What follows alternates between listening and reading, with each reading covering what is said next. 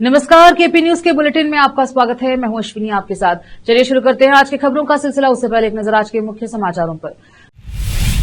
सरदार वल्लभ भाई पटेल सौहार्द सहकारी संघ का सरदार वल्लभ भाई पटेल सौहार्द सहकारी संघ का बैंक का उद्घाटन 11 अप्रैल को। सर्वेक्षण के बाद सरकारी अनुसूचित जातियों के लिए आंतरिक आरक्षण लागू करने के लिए प्रतिबद्ध, सीएम सिद्धरामैया ने कहा। कुमारस्वामी जेडीएस को मजबूत करने के लिए 15 जिलों का दौरा करेंगे, कांग्रेस सरकार के खिलाफ आंदोलन शुरू करेंगे। आरक्षण पर 50% की लिमिट की फर्जी बाधा को ध्वस्त करेंगे, बिहार में राहुल गांधी का ऐलान।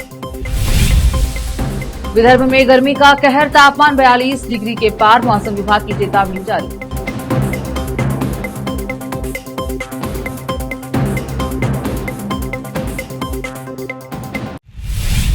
समाचारों का सिलसिला शुरू करते हुए देखते हैं समाचार विस्तार से। सरदार वल्लभ भाई पटेल सौहार्द सहकारी संघ का बैंक का उद्घाटन किया जा रहा है। आज शहर में स्थित बीदर पत्रिका भवन में सरदार वल्लभ भाई पटेल सौहार्द सहकारी संघ द्वारा प्रेस वार्ता में संघ के अध्यक्ष सोमनाथ पाटिल ने कहा कि सरदार वल्लभ भाई पटेल सौहार्द सहकारी बैंक का उद्घाटन 11 अप्रैल को शहर में किया जाएगा। इस अवसर पर शंकर कोटारकी, सिद्धराज पाटिल और अन्य उपस्थित हुए। कैमरामैन पुपराज का कवरेज। रोकते समाचारों का सिलसिला लेते हैं छोटा सा ब्रेक। हिंदुस्तान के हर कोने में हम हैं मौजूद। 24 घंटे हालात पर गहरी नजर, खबरों से जुड़े चुपते सवालात, और आपको दिखाता है धार्मिक, सामाजिक, राजनीतिक, लोकल और इंटरनेशनल न्यूज की सबसे बेहतर कवरेज, जो आपको रखती है हर पल बाखबर। देश और दुनिया भर की खबर के लिए देखते रहें KP news 24/7। Noor education trust Bidar की ओर से चलाए जाने वाला Noor MEd and BEd college Bidar, recognised by NCTE Delhi and affiliated to Bidar University, Bidar. Admission are open for the academic year 2024-25. विशेषज्ञ और सक्षम शिक्षकों द्वारा शिक्षा प्राप्त करने के लिए नूर एमएड एंड बीएड कॉलेज में दाखिला लें और शांत वातावरण में शिक्षा प्राप्त करें। बीदर शहर में बेहतर शिक्षा का एकमात्र केंद्र Noor MEd and BEd college, Shahpur gate, Bidar.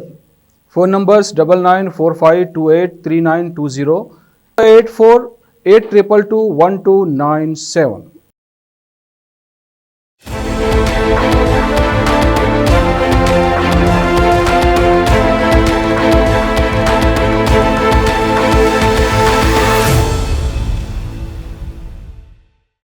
Break के बाद स्वागत है आपका। देखते हैं समाचार देश के।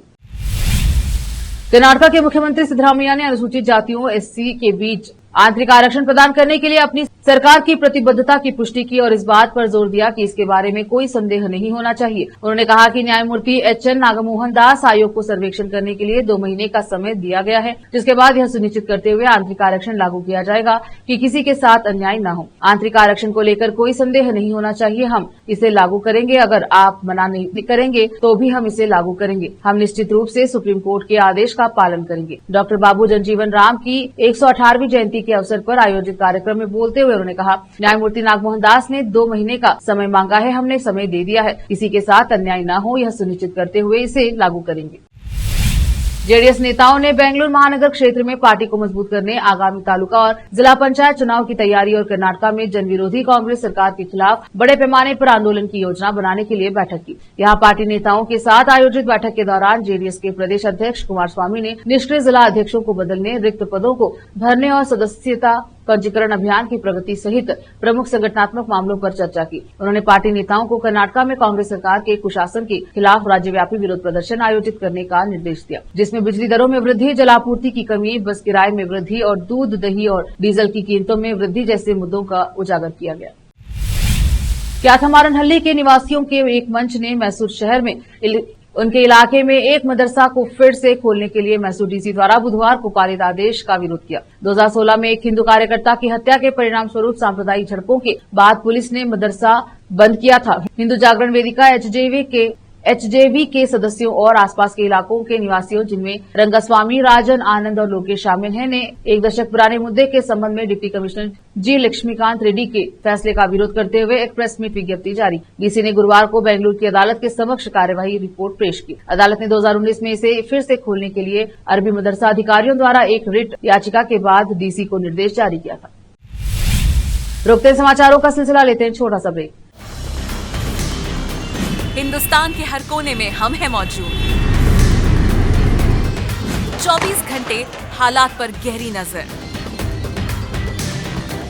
खबरों से जुड़े चुभते सवालात और आपको दिखाता है धार्मिक, सामाजिक, राजनीतिक, लोकल और इंटरनेशनल न्यूज की सबसे बेहतर कवरेज जो आपको रखती है हर पल बाखबर। देश और दुनिया भर की खबर के लिए देखते रहें KP news 24/7। Noor education trust Bidar की ओर से चलाए जाने वाला Noor MEd and BEd college Bidar recognised by NCTE Delhi and affiliated to Bidar University, Bidar. Admission are open for the academic year 2024-25. विशेषज्ञ और सक्षम शिक्षकों द्वारा शिक्षा प्राप्त करने के लिए नूर एमएड एंड बीएड कॉलेज में दाखिला लें और शांत वातावरण में शिक्षा प्राप्त करें। बीदर शहर में बेहतर शिक्षा का एकमात्र केंद्र Noor MEd and BEd college, Shahpur gate, Bidar.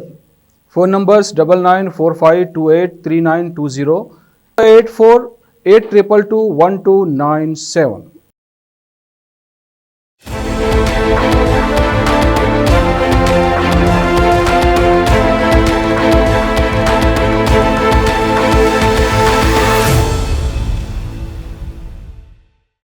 Break के बाद स्वागत है आपका, देखते हैं समाचार देश के। बिहार में इस साल के आखिरी में विधानसभा चुनाव का आयोजन किया जाना है। इस कारण भाजपा, कांग्रेस समेत विभिन्न राजनीतिक दलों ने बिहार में अपनी पूरी ताकत झोंक दी है। इसी क्रम में सोमवार को कांग्रेस सांसद राहुल गांधी भी पटना पहुंचे हैं। राहुल गांधी ने बेगूसराय में एनएसयूआई की पलायन रोको और नौकरी दो यात्रा में भाग लिया और पटना में कार्यक्रम को भी संबोधित किया। इस दौरान राहुल गांधी ने जाति आधारित जनगणना और आरक्षण समेत कई मुद्दों पर बात की है। आइए जानते हैं कि राहुल गांधी ने और क्या कुछ कहा। राहुल गांधी ने बिहार की राजधानी पटना में संविधान सुरक्षा सम्मेलन के कार्यक्रम को संबोधित किया। इस दौरान राहुल गांधी ने कहा कि महागठबंधन बिहार के दलितों, पिछड़ों और महिलाओं के उत्थान के लिए काम करेगा। राहुल गांधी ने आगे कहा कि कांग्रेस सामाजिक रूप से पिछड़े वर्गों के लाभ के लिए जाति आधारित जनगणना के माध्यम से भारत का एक्स-रे कराएगी। आरएसएस एवं भाजपा इसके खिलाफ है। बिहार में कार्यक्रम को संबोधित करते हुए राहुल गांधी ने आरोप लगाते हुए कहा, समाज के कमजोर वर्ग के लोगों के साथ दूसरे दर्जे के नागरिक जैसा व्यवहार किया जा रहा है। कांग्रेस शासित तेलंगाना में की गई कवायद की तरह जाति जनगणना देश के विकास मॉडल को बदल देगी। केंद्र में सरकार बनने पर कांग्रेस आरक्षण पर 50% की सीमा की फर्जी बाधा को ध्वस्त कर देगी। महाराष्ट्र के नागपुर सहित पूरे विदर्भ में गर्मी के अपना तेवर दिखाना शुरू कर दिया है। अप्रैल के दूसरे सप्ताह में ही विदर्भ के अधिकांश जिलों का तापमान 42 डिग्री के पार जा चुका है। विदर्भ के लोगों को इस भीषण गर्मी का सामना करना पड़ रहा है। मौसम विभाग का अनुमान है कि अगले 2 से 3 दिनों में तापमान और बढ़ सकता है और तापमान बढ़कर 44 डिग्री सेल्सियस तक पहुंचने की संभावना जताई जा रही है। अप्रैल की शुरुआत से ही यह गर्मी का दौर लगातार जारी है। इस मौसम में पहली बार पारा 42 डिग्री सेल्सियस के पार पहुंच गया। नागपुर का तापमान 2 डिग्री बढ़ने के साथ 42.02 डिग्री सेल्सियस तक पहुंच चुका है। वहीं 43.9 डिग्री के साथ अकोला सबसे ज्यादा गर्म रहा। इसके अलावा चंद्रपुर, अकोला, बुल्ढाना, वर्धा, यवतमाल, नागपुर जैसे जिले भी इस भीषण गर्मी से प्रभावित हैं। गर्मी की वजह से लोग राहत पाने के लिए हर संभव प्रयास कर रहे हैं। स्कार्फ, तौलिए और छाते के जरिए खुद को सूर्य की तपिश से बचाने की कोशिश कर रहे हैं। इसके अलावा नींबू शरबत, नारियल पानी, ठंडे तरल पदार्थ का सेवन कर शरीर को ठंडा रखने की जुगत भी लोग लगा रहे हैं। बढ़ती धूप की वजह से सड़कें सुनसान हो गई हैं और लोग केवल जरूरी कामों के लिए ही बाहर निकल रहे हैं। मौसम विभाग ने आगाह किया है कि आने वाले दिनों में तापमान और बढ़ सकता है। विभाग का कहना है कि तापमान फिलहाल 42 डिग्री से 44 डिग्री के बीच बना रहेगा। विदर्भ के अधिकांश क्षेत्रों में दिन का तापमान 44 डिग्री तक पहुंचने की संभावना है। नागपुर, अकोला, अमरावती, ब्रह्मपुरी, यवतमाल और अन्य प्रमुख शहरों में पारा 42 डिग्री के ऊपर हो चुका है, जिससे लोगों के अधिक गर्मी का सामना करना पड़ रहा है।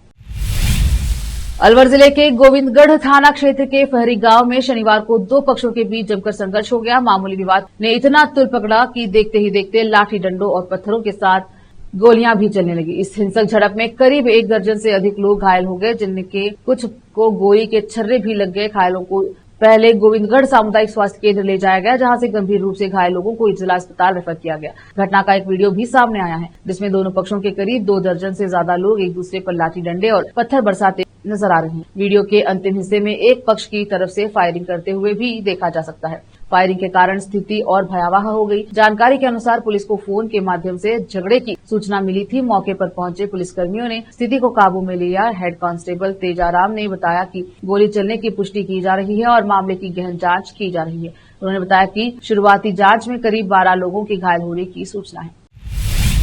देश का सबसे बड़ा metro rail network Delhi metro अब देश की सबसे छोटी मेट्रो का परिचालन भी शुरू करेगा। Delhi metro rail corporation DMRC की तरफ से जारी बयान में बताया गया है कि लाजपत नगर साकेत जी ब्लॉक 3 कोच की मेट्रो सेवा शुरू की जाएगी। भारत में यह पहली मेट्रो ट्रेन होगी जिसमें सिर्फ 3 कोच होंगे। फिलहाल देश के अलग अलग शहरों में 4, 6 या 8 कोचों के साथ मेट्रो सेवा का संचालन किया जा रहा है। DMRC अधिकारियों ने रविवार को एक बयान में कहा कि यह दिल्ली मेट्रो परियोजनाओं के चौथे चरण का हिस्सा है। यह कॉरिडोर 8 किलोमीटर तक फैला होगा और DMRC नेटवर्क में दूसरा सबसे छोटा कॉरिडोर होगा। इस लाइन का उद्देश्य शहर के अंदरूनी हिस्सों तक कनेक्टिविटी को बढ़ाना और मौजूदा कॉरिडोर के साथ बिना किसी परेशानी के इंटरचेंज सुनिश्चित करना है। 3 कोच वाली ट्रेनों को विशेष रूप से कम दूरी की शहरी यात्रा के लिए विकसित किया गया है। DMRC ने कहा कि यह निर्णय यात्रियों की जरूरतों के वास्तविक आंकलन के आधार पर लिया गया है। जिन रूट पर यात्रियों की संख्या ज्यादा होती है वहां लंबी दूरी वाली ट्रेनें चलाने की जरूरत होती है। इन ट्रेनों में कोच की संख्या भी ज्यादा होती है, लेकिन लाजपत नगर साकेत खंड मुख्य रूप से कम दूरी के यात्रियों को सेवाएं प्रदान करता है, जिन्हें लगातार मेट्रो सेवा की जरूरत होती है,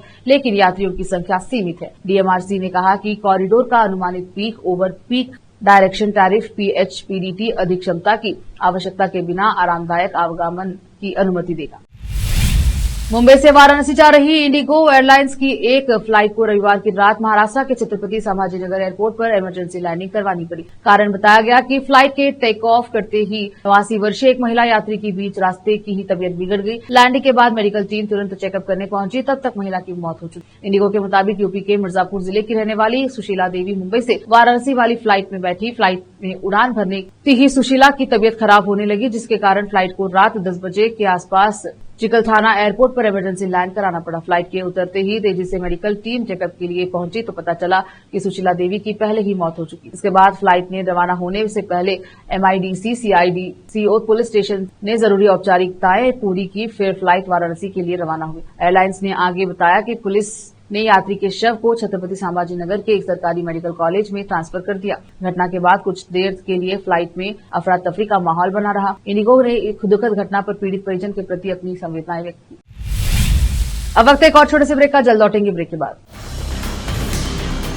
हिंदुस्तान के हर कोने में हम हैं मौजूद। 24 घंटे हालात पर गहरी नजर, खबरों से जुड़े चुपते सवालात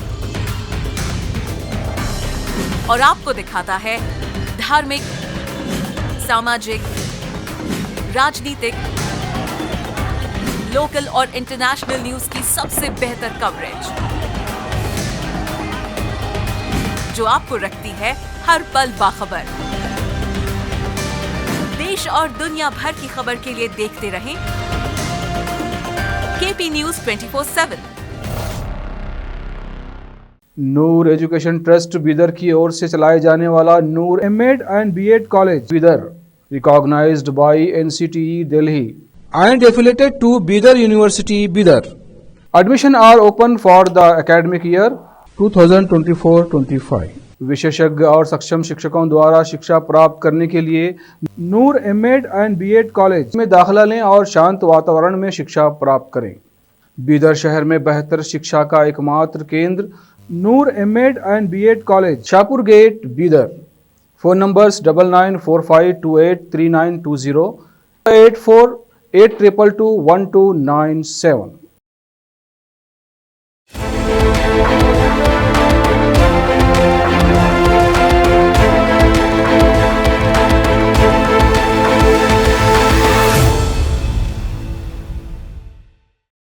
ब्रेक के बाद स्वागत है आपका, देखते हैं समाचार।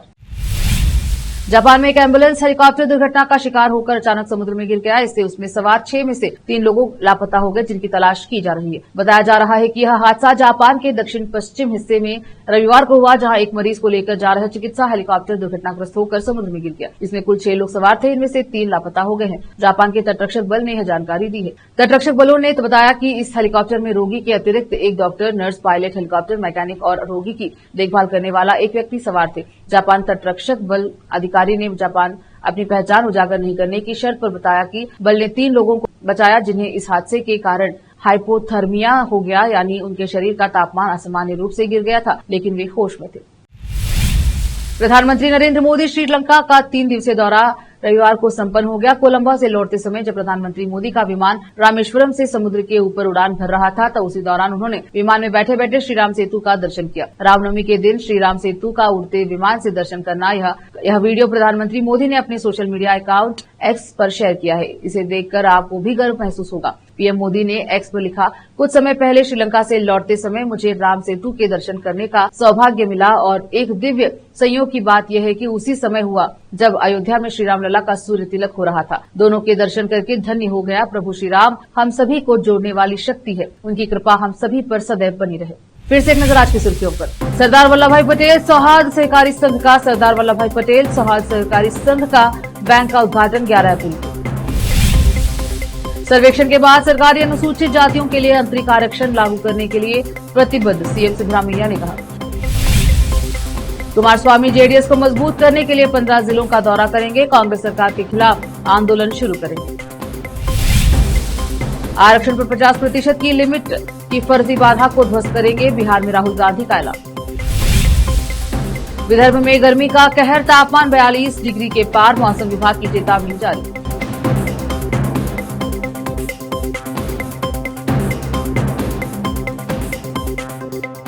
केपी न्यूज के बुलेटिन में अब तक के लिए इतना ही। देखते रहे केपी न्यूज 24/7। अधिक जानकारी के लिए केपी न्यूज 24/7 को लाइक, शेयर एंड सब्सक्राइब जरूर करें। धन्यवाद।